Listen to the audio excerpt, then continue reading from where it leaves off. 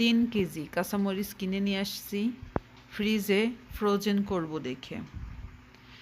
শীতের এই সময়টা মরিচের দাম অনেক কমে যায়। এখন যদি বেশি করে কাঁচামরিচ ফ্রিজে ফ্রোজেন করতে পারি, বর্ষাকালে বেশি দাম দিয়ে কিনে খাওয়া লাগে না।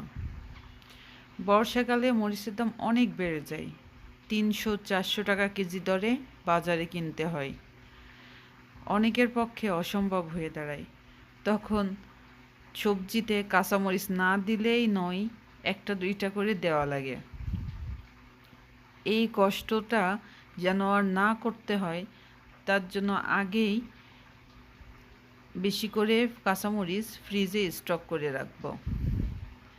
আমি কাঁচামরিচগুলো সুন্দর করে ধুয়ে পরিষ্কার করে নিয়েছি। এরপর কাইচি দিয়ে কিছু কাঁচামরিচ চিড়ে বা ফালি করে রাখব,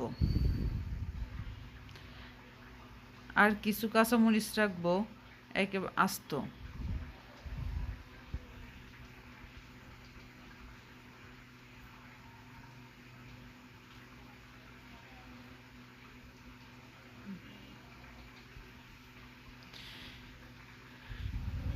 এই যে এখানে আমার 1 কেজিরও বেশি কাঁচামরিচ চেরা হয়ে গেছে। এগুলো আমি এভাবেই রেখে দেব, ডিপ থেকে বের করব আর উঠায় দেব। এখানে ধুয়ে পরিষ্কার করে রাখছি কিছু মরিচ। ফাইনালি আমার অনেক মরিচ ফালি করা হয়ে গেছে, কিছু আস্ত রেখেছি ডিব্বার মধ্যে। তো বিকেলবেলা গেছিলাম ছাদে, সেখানে যেয়ে দেখি সিম গাছের সিমগুলো অনেক বতি হয়ে গেছে।